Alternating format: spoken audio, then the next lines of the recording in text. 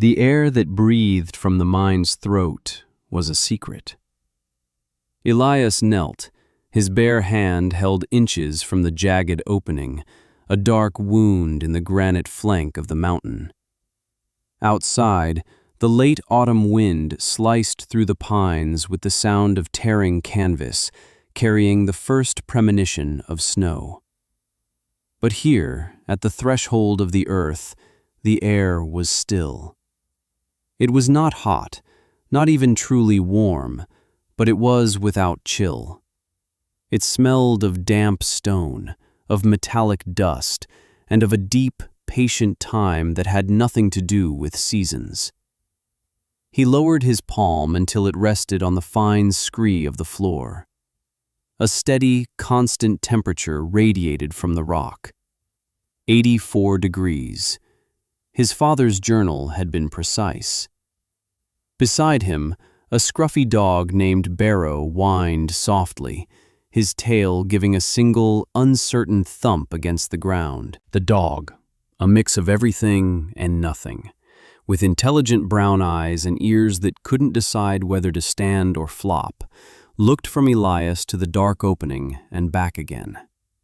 He trusted the boy, but he did not trust this place.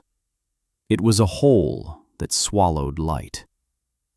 Elias rose, brushing the gravel from his palms.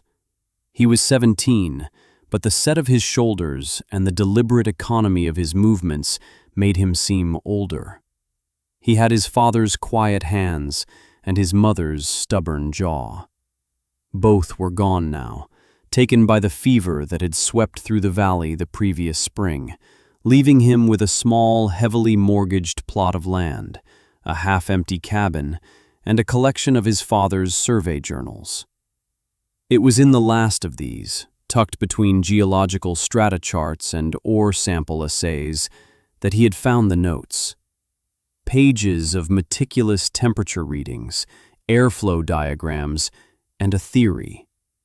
A crazy theory, everyone had said. "It will work," Elias said, his voice quiet, absorbed by the vastness of the landscape.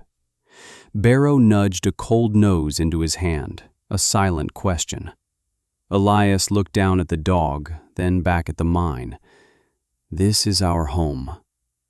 The first few days were about clearing. The Patriot, a silver mine that had given up its treasure 60 years ago, was choked with debris. Elias worked with a simple rhythm, a cycle of labor that began before dawn and ended after dusk. He used a wheelbarrow with a squeaking axle, a shovel, and a heavy pry bar. He hauled out splintered, rotted timbers, rust-eaten rails, and endless loads of rock that had sloughed from the walls over the decades. Each rock was lifted, carried, and discarded. The growing pile at the mine's entrance was a testament to his progress, a gray cairn marking his intent. Barrow would lie in a patch of sun, head on his paws, watching the boy's relentless, repetitive motion. The dog learned the sounds, the scrape of the shovel, the grunt of a heavy lift, the squeal of the wheel, the resonant clang of the pry bar striking stubborn rock. Mr. Gable found him there on the 4th day. He was their closest neighbor, a man whose face was a roadmap of harsh winters, and whose opinions were as unyielding as the granite he farmed around. He stood with his hands on his hips, watching Elias wrestle a half-buried timber from the entrance. "What in God's name are you doing, boy?" Gable's voice was rough, but not unkind. Not yet. Elias dropped the timber with a thud and wiped sweat from his brow with the back of a dusty forearm. "Clearing the entrance." "I can see that," Gable said, chewing on a piece of dried grass. "To what end? Looking for silver the old-timers missed? There's nothing in there but bat guano and bad air." "I'm moving in," Elias said simply. Gable stopped chewing. He stared at the boy, then at the dark hole, then back at the boy. He let out a short, sharp laugh that sounded like rocks falling. "Moving in? Boy, have you lost your senses? That's a tomb, not a house. What are you going to do when the real cold comes? Wait until the first blizzard buries this entrance under 20 feet of snow. You'll freeze, or you'll suffocate. I have a plan, Elias said, turning back to his work. He wedged the pry bar under the timber again. A plan, Gable repeated, shaking his head. He walked closer, his boots crunching on the discarded rock. Listen to me, Elias. Your father was a good man, but he had ideas. Strange ones. Don't follow him down a rabbit hole. The cabin is sound enough. You've got a good stove. I'll help you cut and stack another cord of wood before the snows stick. We'll get you through the winter. The community will help. I appreciate it, Mr. Gable, Elias said, not looking at him. With a final heave, the timber came loose. But this is my plan. Gable watched him for another long minute, his expression shifting from amusement to concern, and finally to a kind of weary pity. He's lost, he muttered to himself, turning to leave. Grief saddled him. Elias did not watch him go. He was already measuring the entrance, 9 feet high, 6 feet wide. The first part of the plan was the door. It had to be more than a door. It had to be a plug, a perfect seal against the coming cold. He spent 2 days felling a pair of thick pines, and another week splitting and hewing the logs into heavy planks with a broadaxe and adze. His hands, already calloused, blistered and bled, and then calloused anew. He worked with a focus that left no room for doubt or fear. He thought only of the next cut, the next swing of the axe, the next plank to be fitted. Barrow would occasionally bring him a stick, dropping it by his feet, a gentle reminder of a world beyond this singular task. Elias would stop, throw the stick, watch the dog bound after it, and then return to his work, the brief interruption sharpening his focus.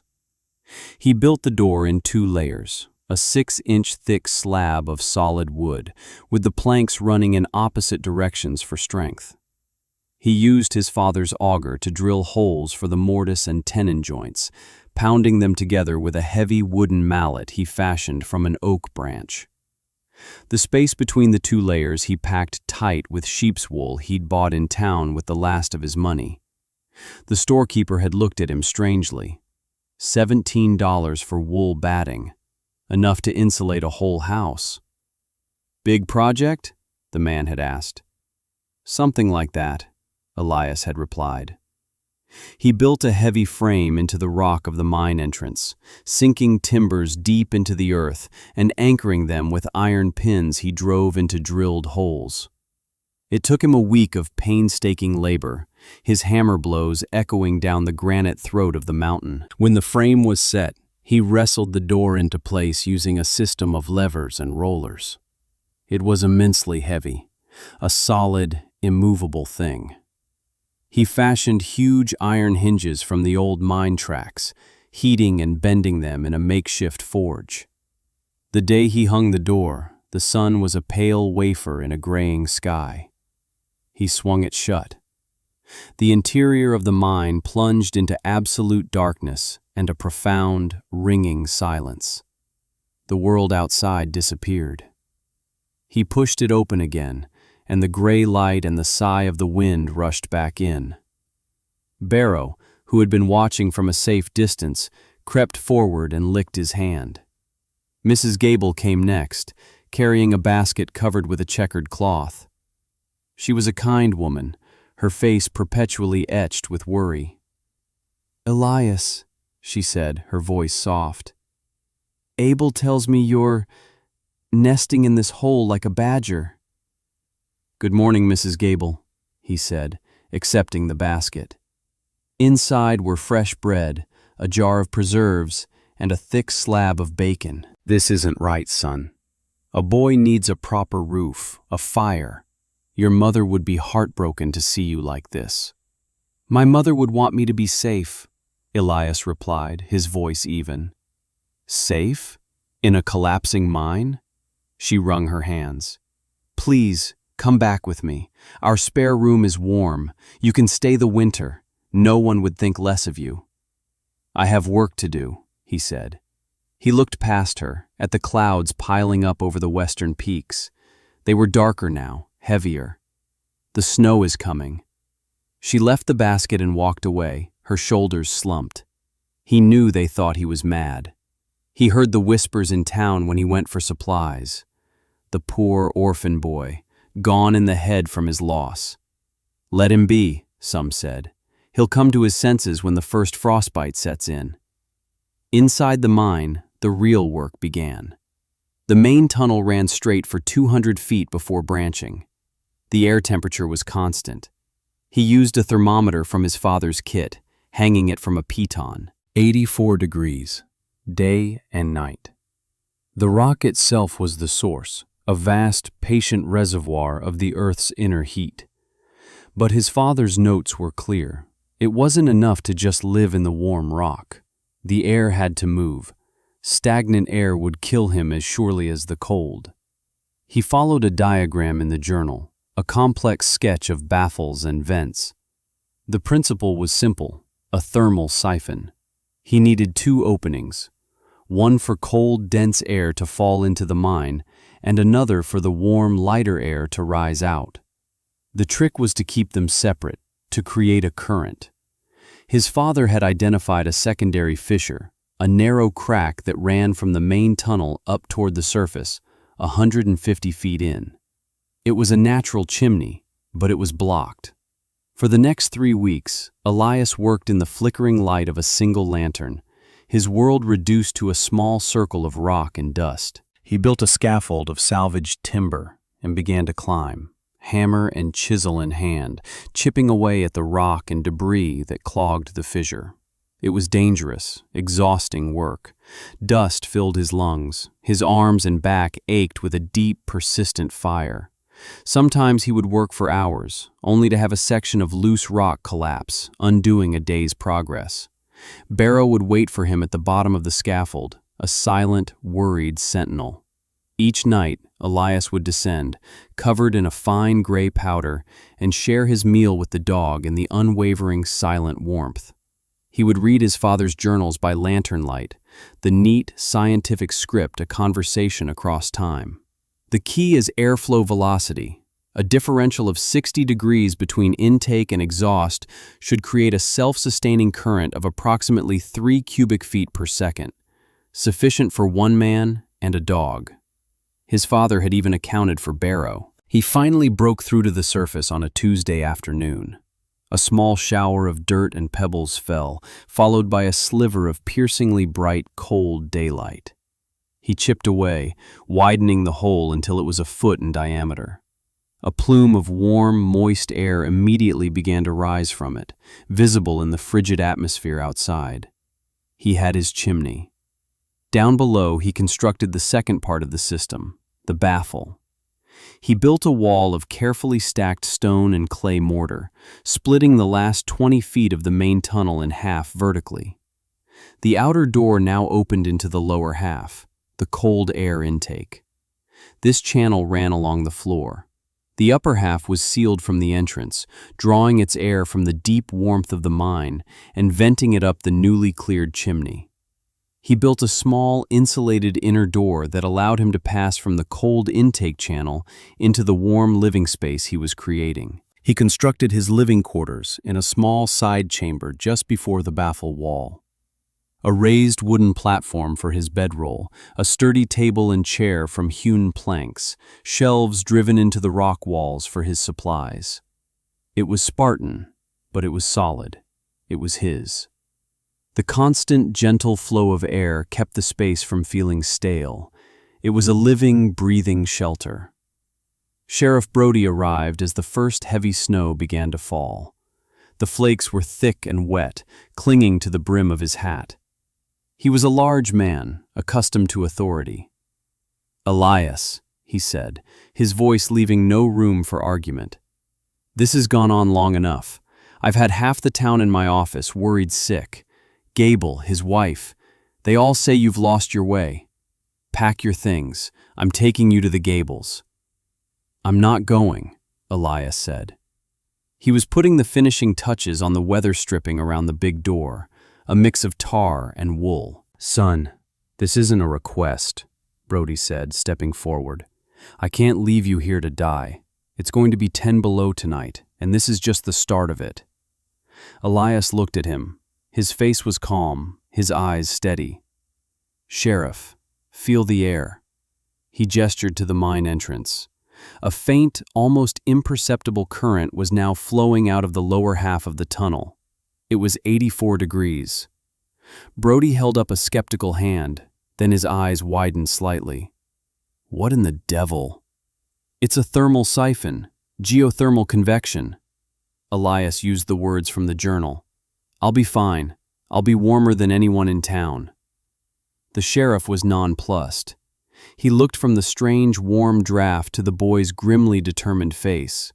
He saw the massive door, the neat stacks of supplies, the sheer, undeniable evidence of months of relentless work. This wasn't madness. It was something else. "This is the craziest thing I've ever seen," Brody said, shaking his head.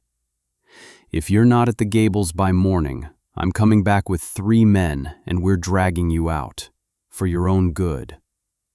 "I'll be here," Elias said. That night, the storm hit. Elias stood for a moment at the entrance, the wind howling, the snow driving down in a solid, blinding sheet.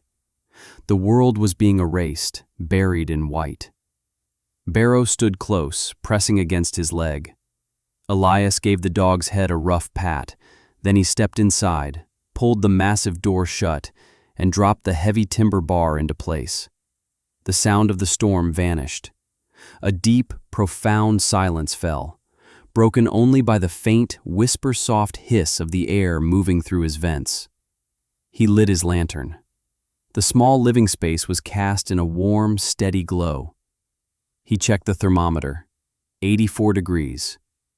He took off his heavy coat, something he hadn't been able to do in the cabin for a month without a fire roaring in the stove. Barrow, after a moment of sniffing the strange, still air, walked over to the wool blanket on the sleeping platform, circled 3 times, and lay down with a contented sigh.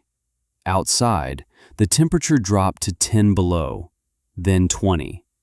The wind scoured the mountainside, piling snow in monumental drifts. In the town below, families huddled around their stoves, feeding them constantly, feeling the draft snake in through every crack. Inside the mountain, Elias ate his dinner of bacon and bread. He read a chapter from one of his father's old books. The air was warm and dry on his skin.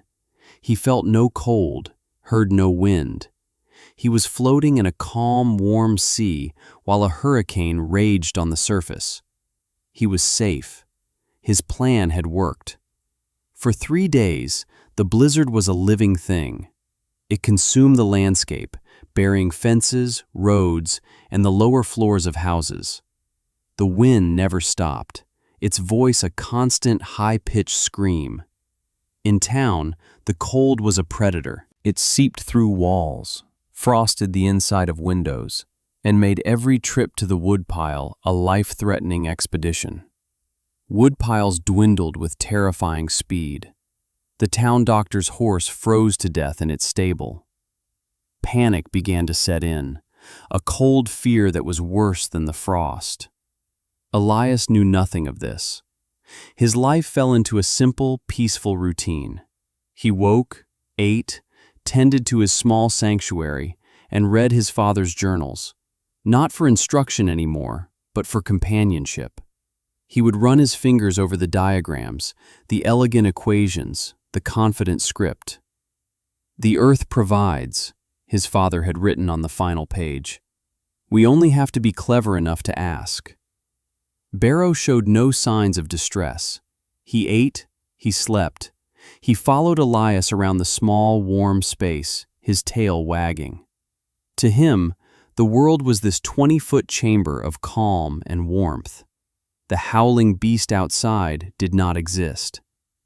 On the morning of the 4th day, Elias awoke to silence. The whispering of his vents was the only sound. He unbarred the heavy door and pushed. It wouldn't budge. He pushed harder, putting his shoulder into it. It gave way with a scraping groan, opening a few inches. A solid wall of white stood before him. Snow, packed hard by the wind. He got his shovel. It took him 2 hours to dig a narrow tunnel up and out. When he finally emerged, the world was unrecognizable. It was a landscape of pure white, sculpted by the wind into fantastic shapes. The sky was a brilliant, painful blue, and the air was so cold it felt sharp in his lungs, a physical presence that burned. His cabin was almost completely buried, only a small triangle of its roof peak visible. The tops of the tallest pines were flocked with heavy snow. There was no sign of the road, no sign of any other human life. He stood there for a moment, letting his eyes adjust to the glare. Barrow scrambled out behind him, blinking in the bright light, his warm breath pluming in the frigid air. The dog took a few tentative steps, then looked back at Elias, as if to confirm that this strange, frozen world was real. Elias knew he had to check on the gables. He strapped on the snowshoes he had made, based on a design in another of his father's books, and started breaking a trail. The going was brutal. The snow was deeper than he was tall in places, the drifts like frozen waves. What was normally a 20-minute walk took him nearly 3 hours. He found their house half crushed. A massive pine, weighted with snow and ice, had fallen, splintering the roof of the main room. A thin, pathetic wisp of smoke curled from the chimney, instantly whipped away by the wind. He yelled, but there was no answer. He forced the front door, which was blocked by a drift, and stepped inside. The scene was one of quiet desperation. Mr. Gable was in a chair, wrapped in every blanket he owned, his face gray and still. Mrs. Gable was trying to feed small chips of a broken chair into the stove. Their 2 young children were huddled together under a quilt on the floor, their faces pale and listless. The cold in the room was savage. It was almost as cold inside as it was out. "Gable," Elias said, his voice loud in the still room. The old man's head lifted slowly. His eyes, when they focused on Elias, were filled with a dazed disbelief. "The boy," he whispered, his voice a dry rasp. "You're alive." "My wood's gone," Gable said, his teeth chattering. "The tree took half the pile when it fell. The rest is buried under 15 feet of snow. We've been burning furniture since yesterday. The fire won't last another hour." "Get your coats," Elias said. "All of you. We're leaving." "Leave?" Mrs. Gable looked at him, her eyes wide with fear. "Go where? We'll freeze before we get 100 yards." "You'll freeze if you stay here," Elias stated. "I have a place. It's warm." Doubt warred with desperation on Gable's face. He looked at his shivering children and his wife's frightened face, and then at the boy standing before him, radiating a strange and solid confidence. The boy wasn't even wearing a heavy coat, just a thick wool shirt. He didn't seem to feel the cold that was killing them. "All right," Gable croaked, making his decision. "All right, boy." The journey back was an ordeal.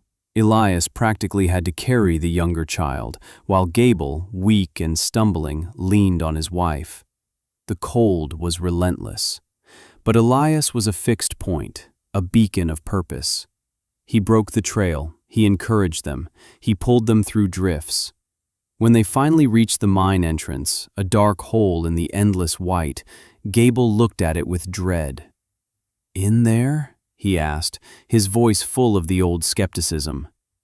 "In there," Elias confirmed. He led them through the snow tunnel and into the mine. He pushed open the inner door and ushered them from the cold intake channel into the living space. The effect was instantaneous and stunning.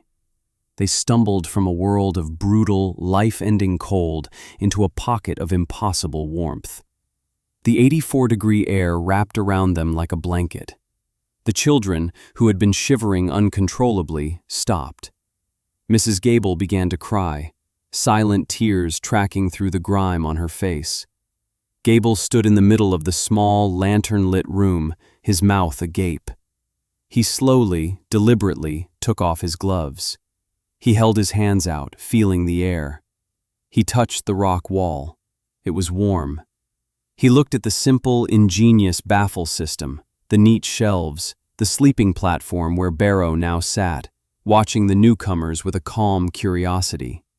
He saw the evidence not of madness but of foresight, of incredible labor, and of a wisdom he couldn't comprehend. He turned to Elias. The old man's face, so often a mask of gruff certainty, was broken. He looked humbled and ashamed. "You told me," Gable said, his voice thick with emotion. "You said you had a plan." He shook his head, looking around the warm, safe space. "It works. My God, boy, it works." The Gables were only the first. News of the warm mine spread through the devastated valley with the speed of desperation. Elias, with Gable's help, spent the next 2 days breaking trails and leading families back to the shelter. He brought Sheriff Brody and his family, who had run out of heating oil. He brought the storekeeper, the blacksmith, and their children. Soon, there were nearly 30 people living in the main tunnel of the Patriot mine. They brought what food and blankets they could carry. The tunnel was crowded and loud, but it was warm.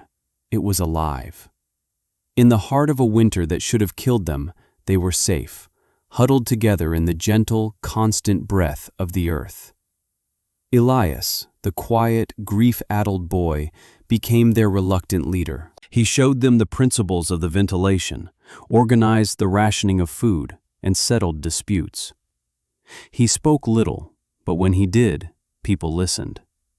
He had earned their respect not with words, but with the undeniable fact of their survival. When the thaw finally came weeks later, they emerged from the mine like creatures from a long hibernation, blinking in the spring sun. The valley was scarred, but alive.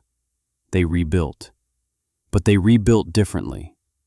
That summer, under Elias's quiet guidance, the men of the valley began to work the mines again, not for silver, but for shelter. They studied his father's journals, which Elias shared freely. They learned to read the rock, to find the fissures, to understand the subtle mechanics of geothermal convection. They built 3 more shelters in other abandoned mines, larger and more elaborate than Elias's original, with separate chambers for families and common areas. They were no longer just mines. They were sanctuaries, a promise against the cruelty of winter. The town, once on the verge of extinction, became known for its resilience, a place where people knew how to listen to the earth. Years passed. The seasons turned. Elias remained at his mine, preferring the solitude, though he was never truly alone. Barrow grew old, his muzzle turning gray, his steps becoming slower. He was a constant, steady presence at Elias's side. One autumn morning, 17 years after that first great storm, Barrow did not wake from his sleep on the blanket. He had passed peacefully. In the unending warmth of the shelter he had been the first to share. Elias carried the dog's still form outside and buried him under a small, hardy pine tree that overlooked the valley. He carved the dog's name into a flat stone. Barrow, a good friend. Elias himself grew older. His hair grayed, and his face took on the deep lines of a man who had lived outdoors. But his eyes remained clear, and his hands, though gnarled with arthritis, were still steady. He never married, never had children of his own, but the entire town became his family. He was the quiet patriarch, the keeper of the knowledge. Children would come to his mind to hear stories, not of his own heroism, but of the earth's power and his father's wisdom. He taught them how to read the weather in the clouds, how to find water, how to build something that would last. He would sit on the bench outside his door, an old man now, and watch the grandchildren of the people he had saved play in the valley below. He saw Mr. Gable grow old and die, and then Mrs. Gable. He stood by their graves, a silent mourner. He saw Sheriff Brody retire, his post taken by a young man who had been one of the shivering children in the mine. The world changed, but the mountain remained. The warmth inside it was eternal. On a cold winter's evening, when he was 78 years old, Elias felt a great weariness settle into his bones. He knew his time was near. He banked the small cook fire he sometimes used for pleasure rather than necessity, checked that the vents were clear, and lay down on his sleeping platform, the same one he had built more than 60 years before. The air was a constant, gentle 84 degrees. His last thought was of the quiet confidence in his father's handwriting, the elegant curve of a thermal equation. He closed his eyes and drifted off, wrapped in the deep, patient peace of the earth. They found him the next day. The whole town came up the mountain. They carried him down and buried him on the small rise next to Barrow, under the pine tree that was now tall and strong. They placed a simple granite marker, carved by the blacksmith's son. It didn't list his accomplishments or the lives he had saved. It said only, Elias Hale. He had a plan. Decades later, long after everyone who had known him was gone, the legend of the boy who tamed the winter was still told. And when the blizzards came, howling down from the peaks with their promises of death, the people of the valley would gather their children and their supplies. They would walk the well-worn paths to the old mines, open the heavy, insulated doors, and step into the quiet, unchanging warmth. They would light their lanterns, their faces illuminated in the gentle glow, safe in the shelters that one quiet boy's stubborn vision had given them. Outside, the wind would rage and the snow would fall. But inside the mountain, it was always calm, and it was always warm. The earth provided.